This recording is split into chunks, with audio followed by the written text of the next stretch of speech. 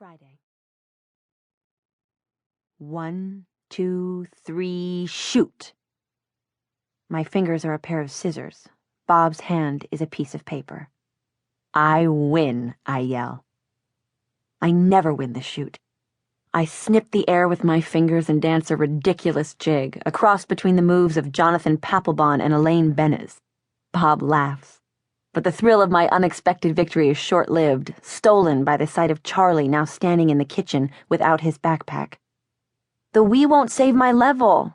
"Charlie, what did I tell you to do?" I ask. He just looks at me. The strings of my vocal cords wind a little tighter. I told you to bring your backpack in here 20 minutes ago. I had to get to the next level. I grind my teeth. I know if I open my mouth, I'm going to lose it. I'll yell and scare him, or cry and scare Bob, or rant and throw the damn "we" in the trash. Before yesterday, Charlie's inability to listen or follow the simplest instruction annoyed me, but in the typical way that I think most kids annoy most parents. Now, a tidal wave of fear and frustration rises inside me, and I have to fight to contain it, to keep it from spilling out and drowning us all. In the few seconds that I struggle to stay silent, I watch Charlie's eyes become wide and glassy. The fear and frustration must be leaking out of my pores. Bob puts his hands on my shoulders. "I'll take care of this. You go," says Bob. I check my watch. If I leave now, I can get to work early, calm and sane. I can even make a few phone calls on the way. I open my mouth and exhale. "Thanks," I say, and squeeze his piece of paper hand. I grab my bag, kiss Bob and the kids goodbye, and leave the house alone. It's raw and raining hard outside. Without a hood or an umbrella, I run like hell to the car, but just before I throw myself into the driver's seat, I notice a penny on the ground. I can't resist it. I stop, pick it up, and then duck into the car. Chilly and drenched, I smile as I start the engine. I won the shoot and found a penny. Today must be my lucky day. Rain is coming down in sheets, splashing onto the fogged windshield almost faster than the wipers can keep pace. The headlights click on, its sensors tricked by the dark morning into thinking that it's nighttime. It feels like nighttime to my senses, too. It's the kind of stormy morning that would be perfect for crawling back into bed. But I'm not about to let the gloomy weather dampen my good mood. I have no kids to shuttle, buckets of time, and traffic is moving despite the weather. I'm going to get to work early, organized, and ready to tackle the day instead of late, frazzled, grape juice stained, and unable to kick some inane wiggle song out of my head. And I'm going to get some work done on the way. I fish in my bag for my phone. I want to make a call to Harvard Business School.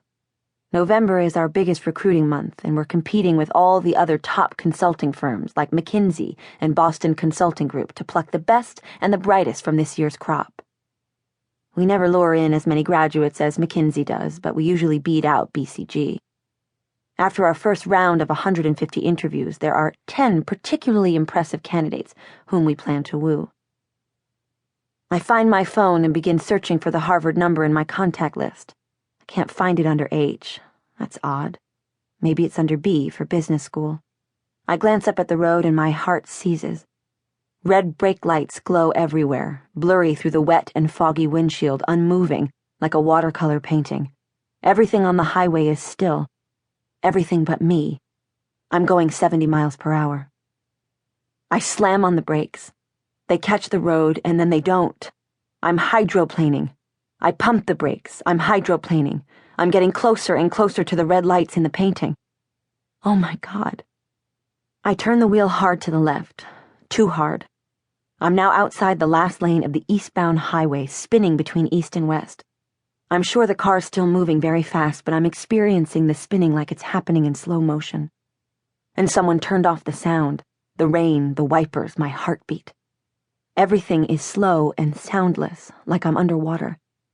I hit the brakes and turn the wheel the other way, hoping to either correct the spinning or stop. The landscape bends into an unimaginable slant, and the car begins to tumble end over end. The tumbling is also slow and soundless, and my thoughts, while I'm tumbling, are detached and strangely calm. The airbag explodes. I notice that it's white. I see the loose contents of my bag and the penny I found suspended in air. I think of astronauts on the moon. Something is choking my throat. My car is going to be totaled. Something hits my head. I'm going to be late for work. Then suddenly the tumbling stops and the car is still. I want to get out of the car, but I can't move. I feel a sudden crushing and unbearable pain on the top of my head. It occurs to me for the first time that I might have wrecked more than my car. I'm sorry, Bob. The dark morning gets darker and goes blank. I don't feel the pain in my head. There is no sight and no feeling. I wonder if I'm dead. Please don't let me die. I decide I'm not dead because I can hear the sound of the rain hitting the roof of the car.